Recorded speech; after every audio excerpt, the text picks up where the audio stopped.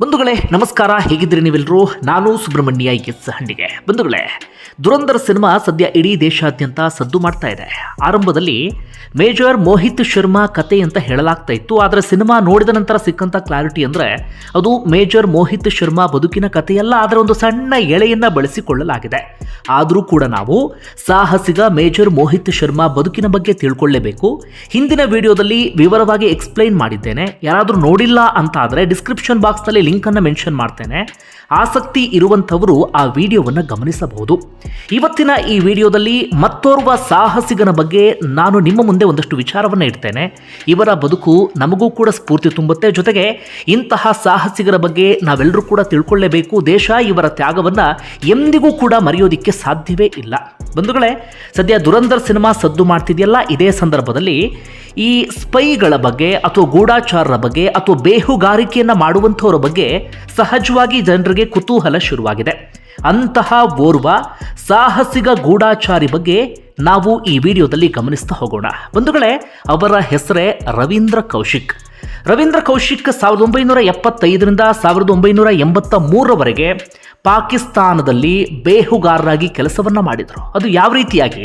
ಪಾಕಿಸ್ತಾನದ ಸೇನೆಗೆ ಸೇರಿ ಆ ಸೇನೆಯಲ್ಲಿ ಮೇಜರ್ ಹುದ್ದೆಯನ್ನು ಅಲಂಕರಿಸಿ ಅಲ್ಲಿ ಬೇಹುಗಾರರಾಗಿ ಕೆಲಸವನ್ನು ಮಾಡ್ತಿದ್ರು. ಆದರೆ ಅಂತಿಮವಾಗಿ ಅಲ್ಲಿನ ಸೇನೆಯ ಕೈಗೆ ಸಿಕ್ಕಾಕೋತಾರೆ. ನಿರಂತರವಾಗಿ ಚಿತ್ರಹಿಂಸೆಯನ್ನು ಅನುಭವಿಸ್ತಾರೆ. ಹೆಚ್ಚು ಕಡಿಮೆ 16 ವರ್ಷಗಳ ಕಾಲ ಪಾಕಿಸ್ತಾನದ ಜೈಲಿನಲ್ಲಿ ನರಕವನ್ನು ಕಾಣ್ತಾರೆ. ದುರಂತ ಅಂದರೆ ಆಗ ಬಂದಂತಹ ಯಾವುದೇ ಸರ್ಕಾರಗಳೂ ಕೂಡ ಇವರನ್ನ ಜೈಲಿನಿಂದ ಹೊರತರುವಂತಹ ಪ್ರಯತ್ನವನ್ನು ಪಡಲಿಲ್ಲ ಅಥವಾ ಇವರ ಸಹಾಯಕ್ಕೂ ಕೂಡ ಧಾವಿಸ್ತಿಲ್ಲ. ಇನ್ನೂ ದುರಂತ ಅಂದರೆ ಇವತ್ತಿಗೂ ಕೂಡ ನಮ್ಮ ಈ ದೇಶ ರವೀಂದ್ರ ಕೌಶಿಕ್ನವ್ರನ್ನ ರೆಕಗ್ನೈಸ್ ಮಾಡಲೇ ಇಲ್ಲ. ಇದು ನಿಜವಾದಂಥ ದುರಂತ. ಹೀಗಾಗಿ ರವೀಂದ್ರ ಕೌಶಿಕ್ ಬದುಕಿನ ಆ ವಿವರವನ್ನು ಗಮನಿಸ್ತಾ ಹೋಗೋಣ. ಬಂಧುಗಳೇ, ಆಗ ದೇಶದಲ್ಲಿ ಪರಿಸ್ಥಿತಿ ಹೇಗಿತ್ತು ಅಂದರೆ ಈ ಪಾಕಿಸ್ತಾನ ಮತ್ತು ಭಾರತ ನಡುವೆ ಸಂಘರ್ಷಮಯ ವಾತಾವರಣ ಇತ್ತು. ಒಬ್ಬರಿಗಿಂತ ಇನ್ನೊಬ್ಬರು ಸೇನಾ ಬಲವನ್ನು ಹೆಚ್ಚಿಸಿಕೊಳ್ಬೇಕಾದಂಥ ಅನಿವಾರ್ಯ ಇತ್ತು. ಒಬ್ಬರಿಗಿಂತ ಇನ್ನೊಬ್ಬರು ಒಂದು ಹೆಜ್ಜೆಯನ್ನು ಮುಂದೆ ಇಡಲೇಬೇಕಾದಂತಹ ಪರಿಸ್ಥಿತಿ ಇತ್ತು.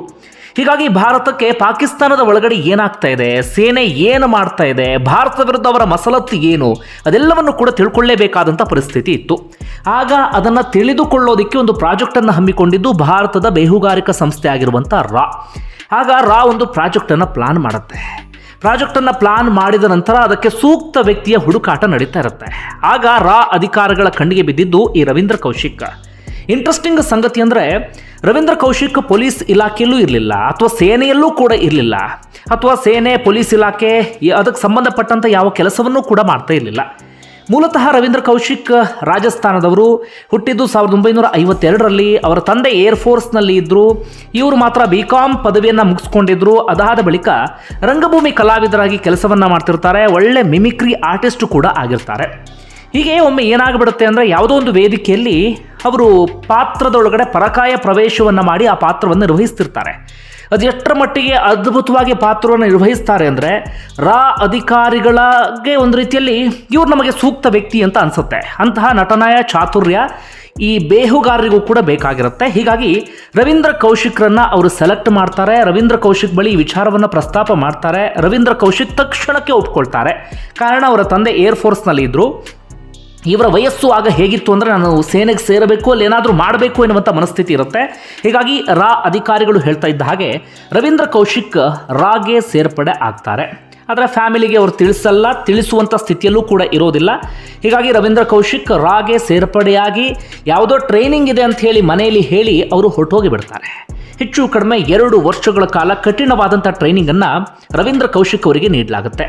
ಬೇಹುಗಾರರು ಅಂದರೆ ಈಗ ಒಂದಷ್ಟು ಕಾಮಿಡಿ ವಿಡಿಯೋಗಳನ್ನು ನೀವು ನೋಡ್ತಿರ್ತೀರಿ ರೀಲ್ಸಲ್ಲಿ. ಸ್ಪೈ ಆಗಿ ಯಾರೊಬ್ಬರು ಹೋಗ್ತಾರಂತೆ, ತಕ್ಷಣ ಸಿಕ್ಕಾಕೊಳ್ತಾರಂತೆ. ಆ ರೀತಿಯಾಗಿ ಇರೋದಿಲ್ಲ. ಅವರಿಗೆ ಸರಿಯಾದ ರೀತಿಯಲ್ಲಿ ಟ್ರೈನಿಂಗ್ ಎಲ್ಲವನ್ನು ಕೂಡ ಕೊಡಲಾಗಿರುತ್ತೆ. ರವೀಂದ್ರ ಕೌಶಿಕ್ಗೂ ಕೂಡ ಅದೇ ರೀತಿಯಾಗಿ ಉರ್ದು ಭಾಷೆಯಿಂದ ಹಿಡಿದು ಅಲ್ಲಿ ಇರಬೇಕಾದಂಥ ಸಂದರ್ಭದಲ್ಲಿ ಹಾವಭಾವ ಹೇಗಿರಬೇಕು ಅನ್ನೋದರಿಂದ ಹಿಡಿದು ಎಲ್ಲವನ್ನು 2 ವರ್ಷಗಳ ಕಾಲ ಪರಿಚಯಿಸುವಂಥ ಕೆಲಸವನ್ನು ಮಾಡಲಾಗುತ್ತೆ.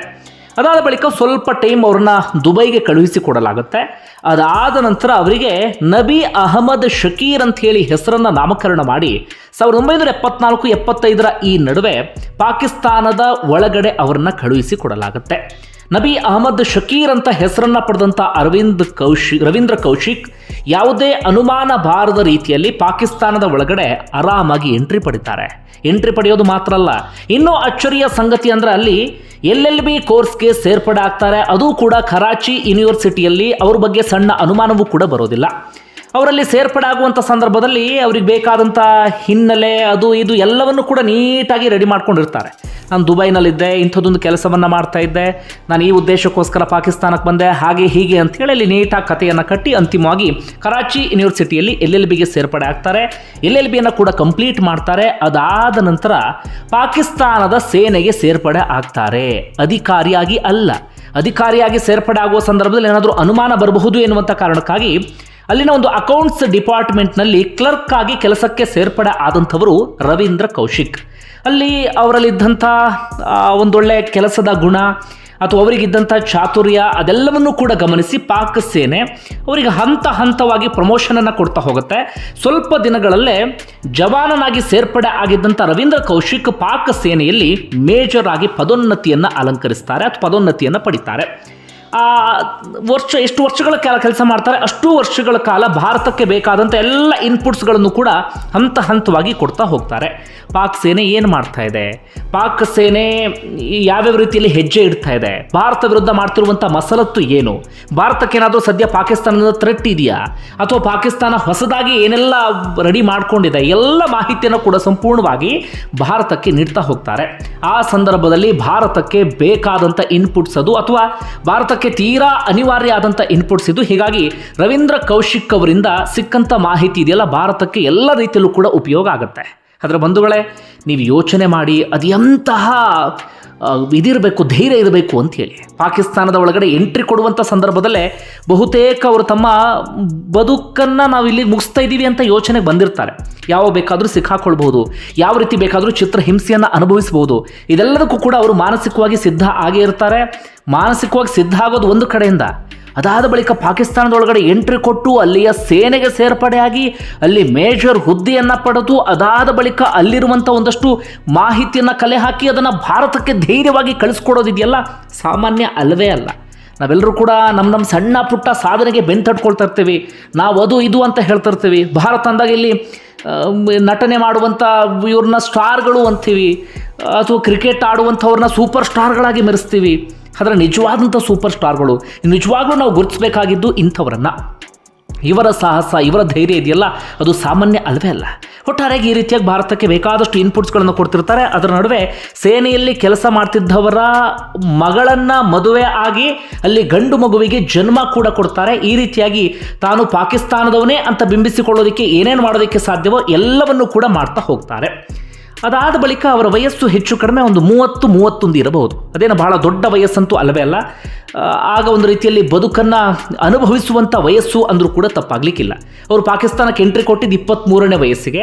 ಅದಾದ ಬಳಿಕ ಅವರ ವಯಸ್ಸು 30-31ರ ಆಸುಪಾಸು ಇದ್ದಾಗ ಒಂದು ಅಚಾತುರ್ಯಾದಂಥ ಘಟನೆ ನಡೆದು ಹೋಗಿಬಿಡುತ್ತೆ. ಆಗ ರವೀಂದ್ರ ಕೌಶಿಕ್ ಅವರು ಏನು ಮಾಡಿರ್ತಾರೆ ಅಂದರೆ, ಒಮ್ಮೆ ಆದರೂ ಭಾರತಕ್ಕೆ ಹೇಗಾದರೂ ಹೋಗಬೇಕು, ಕುಟುಂಬದ ಜೊತೆಗೆ ಇದ್ದು ವಾಪಸ್ ಬರಬೇಕು ಅಂತ ಪ್ಲಾನನ್ನು ಮಾಡ್ತಿರ್ತಾರೆ. ಹಾಗಾಗಿ ಅವರ ನೆರವಿಗೆ ಅಂತ ಮತ್ತೋರ್ವ ಗೂಢಾಚಾರಿಯನ್ನು ಪಾಕಿಸ್ತಾನಕ್ಕೆ ಕಳುಹಿಸಿ ಕೊಡುತ್ತೆ. ಆದರೆ ಪಾಕಿಸ್ತಾನದ ಒಳಗಡೆ ನುಸುಳುವಂಥ ಸಂದರ್ಭದಲ್ಲಿ ಅಥವಾ ಗಡಿ ದಾಟುವಂಥ ಸಂದರ್ಭದಲ್ಲೇ ಆ ಬೇಹುಗಾರಿಕೆಗೆ ಬಂದಂಥ ವ್ಯಕ್ತಿ ಅಥವಾ ಗೂಢಾಚಾರಿ ಪಾಕಿಸ್ತಾನದ ಸೇನೆಗೆ ಸಿಕ್ಕಾಕೊಂಡು ಬಿಡ್ತಾರೆ. ಅದಾದ ಬಳಿಕ ಪಾಕಿಸ್ತಾನ ಸೇನೆ ಆ ಗೂಢಾಚಾರಿಗೆ ಚಿತ್ರಹಿಂಸೆಯನ್ನು ಕೊಡುತ್ತೆ ಅಥವಾ ನರಕವನ್ನೇ ತೋರಿಸಿ ಬಿಡುತ್ತೆ. ಹೀಗಾಗಿ ಆ ವ್ಯಕ್ತಿ ಆ ಚಿತ್ರಹಿಂಸೆಯನ್ನು ತಡ್ಕೊಳ್ಳೋಕ್ಕೆ ಸಾಧ್ಯ ಆಗದೆ, ನಾನು ಯಾರಿಗೋಸ್ಕರ ಬಂದಿದ್ದೆ, ನಿಮ್ಮ ದೇಶದಲ್ಲಿ ಯಾರು ಸ್ಪೈ ಆಗಿ ಕೆಲಸವನ್ನು ಮಾಡ್ತಿದ್ದಾರೆ ಅಂತ ಬಾಯ್ಬಿಟ್ಬಿಡ್ತಾರೆ. ಅವರು ಬಾಯ್ಬಿಟ್ಟಂಥ ಹೆಸರೇ ರವೀಂದ್ರ ಕೌಶಿಕ್. ತಕ್ಷಣವೇ ಪಾಕ್ ಸೇನೆ ಏನು ಮಾಡುತ್ತೆ, ರವೀಂದ್ರ ಕೌಶಿಕ್ರನ್ನು ಅರೆಸ್ಟ್ ಮಾಡುತ್ತೆ. ಅರೆಸ್ಟ್ ಮಾಡಿದ ಬಳಿಕ ಹೆಚ್ಚು ಕಡಿಮೆ 2 ವರ್ಷಗಳ ಕಾಲ ಇನ್ನಿಲ್ಲದಂಥ ಚಿತ್ರಹಿಂಸೆಯನ್ನು ಕೊಡುತ್ತೆ. ಆದರೆ ರವೀಂದ್ರ ಕೌಶಿಕ್ ಭಾರತ ಹೆಸರನ್ನು ಬಾಯಿ ಬಿಡಲಿಲ್ಲ ಅಥವಾ ನಾನೊಬ್ಬ ಗೂಢಾಚಾರಿ ಎನ್ನುವಂಥ ವಿಚಾರವನ್ನು ಹೇಳಲೇ ಇಲ್ಲ. ಅದೆಷ್ಟೇ ಚಿತ್ರಹಿಂಸೆಯನ್ನು ಕೊಡಲಿ, ಅದೆಷ್ಟೇ ನರಕವನ್ನು ತೋರಿಸಲಿ, ರವೀಂದ್ರ ಕೌಶಿಕ್ ಯಾವ ವಿಚಾರವನ್ನು ಕೂಡ ಬಾಯಿ ಬಿಡಲಿಲ್ಲ. ಅಂತಿಮವಾಗಿ ಕೋರ್ಟ್ ಮುಂದೆ ಪ್ರೊಡ್ಯೂಸ್ ಮಾಡಲಾಗುತ್ತೆ. ಕೋರ್ಟ್ ಮರಣದಂಡನೆ ಶಿಕ್ಷೆಯನ್ನು ವಿಧಿಸುತ್ತೆ. ಅಂತಿಮವಾಗಿ ರವೀಂದ್ರ ಕೌಶಿಕ್ ಅಲ್ಲಿದ್ದೇ ಸುಪ್ರೀಂ ಕೋರ್ಟ್ ಮೊರೆ ಮೊರೆ ಹೋಗ್ತಾರೆ.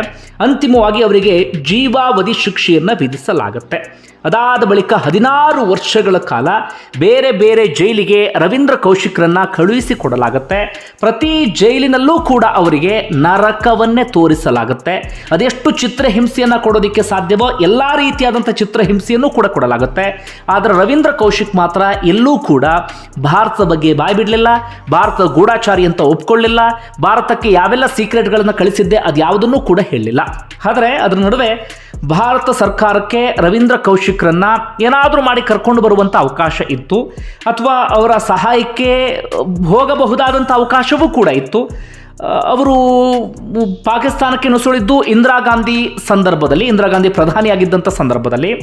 ಅಂತಿಮವಾಗಿ ಅವರು ಸಿಕ್ಕಾಕೊಂಡು 16 ವರ್ಷಗಳ ಕಾಲ ಜೈಲಿನಲ್ಲಿ ಇರ್ತಾರಲ್ಲ, ಅದಾದ ಬಳಿಕ ಸಾಕಷ್ಟು ಸರ್ಕಾರ ನಮ್ಮಲ್ಲಿ ಬಂದು ಹೋಗಿದೆ. ಬೇರೆ ಬೇರೆಯವರೆಲ್ಲರೂ ಕೂಡ ಇಲ್ಲಿ ಪ್ರಧಾನಮಂತ್ರಿ ಆಗಿದ್ದಾರೆ.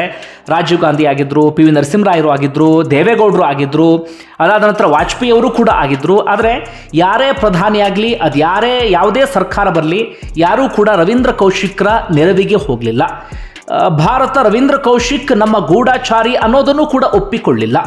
ರವೀಂದ್ರ ಕೌಶಿಕ್ ಸೀಕ್ರೆಟ್ ಆಗಿ ತಮ್ಮ ಕುಟುಂಬಕ್ಕೆ ಒಂದಷ್ಟು ಪತ್ರವನ್ನು ಬರೀತಿದ್ರು. ಆ ಪತ್ರದಲ್ಲಿ ತಮ್ಮ ಅಸಮಾಧಾನವನ್ನು ಹೊರಹಾಕ್ತಿದ್ರು. ಒಂದು ಪತ್ರ ಮಾತ್ರ ಪ್ರತಿಯೊಬ್ಬರ ಎದೆಗೂ ಚುಚ್ಚುವ ರೀತಿಯಲ್ಲಿತ್ತು. ಅವರೊಂದು ಪತ್ರದಲ್ಲಿ ಬರೀತಾ ಹೋಗ್ತಾರೆ, is this what people who sacrifice their lives for a big country like India get? ಅಂದರೆ ಇಷ್ಟು ಬೃಹತ್ ದೇಶ ಆಗಿರುವಂಥ ಭಾರತಕ್ಕೆ ತ್ಯಾಗ ಮಾಡಿದಂಥವರಿಗೆ ಸಿಗುವಂತಹ ಕೊಡುಗೆ ಇದೇನಾ, ಅಥವಾ ಭಾರತ ನಮಗೆ ಕೊಟ್ಟಿದ್ದು ಇದೇನಾ ಎನ್ನುವ ರೀತಿಯಲ್ಲಿ ಅವರೊಂದು ಪತ್ರದಲ್ಲಿ ತಮ್ಮ ಅಸಮಾಧಾನವನ್ನು ಕೂಡ ವ್ಯಕ್ತಪಡಿಸಿದ್ರು. ಹಾಗೆ ಇನ್ನೊಂದು ಪತ್ರದಲ್ಲಿ ಅವರು ಹೇಳ್ತಾ ಹೋಗ್ತಾರೆ, ನಾನೇನಾದರೂ ಅಮೆರಿಕದ ಗೂಢಾಚಾರಿಯಾಗಿದ್ದರೆ 2-3 ದಿನಗಳಲ್ಲಿ ನಾನು ಹೊರಗಡೆ ಬರುವಂಥ ಅವಕಾಶ ಇತ್ತು. ಆದರೆ ನಾನು ಭಾರತದ ಗೂಢಾಚಾರಿಯಾಗಿ ಬಂದಂಥ ಕಾರಣಕ್ಕಾಗಿ ನಾನಿವತ್ತು ಎಷ್ಟರ ಮಟ್ಟಿಗೆ ಚಿತ್ರಹಿಂಸೆ ಅಥವಾ ನರಕವನ್ನು ಕಾಣ್ತಿದ್ದೀನಿ, ಯಾರೂ ಕೂಡ ನನ್ನ ನೆರವಿಗೆ ಧಾವಿಸ್ತಾ ಇಲ್ಲ ಅಂತ ಹೇಳಿ. ಅಂತಿಮವಾಗಿ ಅವರು ಕೊಟ್ಟಂಥ ಚಿತ್ರಹಿಂಸೆ ಜಾಸ್ತಿ ಆಗಿರುತ್ತೆ. ಹೀಗಾಗಿ ಬರೀ 30-31 ವಯಸ್ಸಿಗೆ ಅವರಿಗೆ ಹೃದಯ ಸಂಬಂಧಿ ಸಮಸ್ಯೆ, TB ಇದೆಲ್ಲವೂ ಕೂಡ ಶುರುವಾಗಿತ್ತು. ಕೊನೆಯದಾಗಿ 2001 ಸಂದರ್ಭದಲ್ಲಿ ಹೆಚ್ಚು ಕಡಿಮೆ 16-17 ವರ್ಷಗಳ ಕಾಲ ಜೈಲಲ್ಲಿ ನರಕವನ್ನು ಕಂಡು ರವೀಂದ್ರ ಕೌಶಿಕ್ ಸಾವನ್ನಪ್ಪಿ ಬಿಡ್ತಾರೆ. ಅದು ಬರೀ ಸಾವಲ್ಲ, ಒಂದು ರೀತಿಯಲ್ಲಿ ವೀರ ಮರಣ ಅಂದರೂ ಕೂಡ ತಪ್ಪಾಗಲಿಕ್ಕಿಲ್ಲ. ಅವರಿಗೆ ಸಂಬಂಧಪಟ್ಟ ಹಾಗೆ ಅಥವಾ ಅವರ ಬದುಕಿನ ಎಳೆಯನ್ನು ಇಟ್ಕೊಂಡು ಏಕ್ತಾ ಟೈಗರ್ ಎನ್ನುವಂಥ ಸಿನಿಮಾ ಬಂದಿತ್ತು. ಆ ಸಿನಿಮಾದ ಕ್ರೆಡಿಟ್ ನಮಗೆ ಕೊಡಿ ಎನ್ನುವ ರೀತಿಯಲ್ಲಿ ಅವರ ಕುಟುಂಬಸ್ಥರು ಮನವಿ ಮಾಡಿಕೊಂಡಿದ್ರು. ಆದರೆ ನಿರ್ದೇಶಕರು ಅದನ್ನು ಕೂಡ ನಿರಾಕರಿಸಿದ್ರು. ಇವತ್ತಿಗೂ ಕೂಡ ರವೀಂದ್ರ ಕೌಶಿಕ್ ಹೆಸರನ್ನು ಭಾರತದಲ್ಲಿ ಗುರುತಿಸ್ತಾ ಇಲ್ಲ, ಅವ್ರನ್ನ ರೆಕಗ್ನೈಸ್ ಮಾಡ್ತಾ ಇಲ್ಲ, ಅಥವಾ ಅವರ ಕುಟುಂಬವನ್ನು ಗೌರವಿಸುವಂಥ ಕೆಲಸವನ್ನು ಮಾಡ್ತಾ ಇಲ್ಲ, ಅಥವಾ ರವೀಂದ್ರ ಕೌಶಿಕ್ ಭಾರತಕ್ಕೋಸ್ಕರ ತ್ಯಾಗ ಮಾಡಿದ್ರು ಎನ್ನುವಂಥ ಮಾತನ್ನು ನಮ್ಮ ಸರ್ಕಾರ ಅಧಿಕೃತವಾಗಿ ಇಂದಿಗೂ ಕೂಡ ಹೇಳ್ತಾ ಇಲ್ಲ. ಬಂಧುಗಳೇ, ಒಟ್ಟಾರೆಯಾಗಿ ನಿಮ್ಗೆ ಏನಿಸುತ್ತೆ ಅದನ್ನು ಕಮೆಂಟ್ ಬಾಕ್ಸಲ್ಲಿ ಮೆನ್ಷನ್ ಮಾಡಿ. ಧನ್ಯವಾದ ವಿಡಿಯೋ ನೋಡಿದ್ದಕ್ಕಾಗಿ.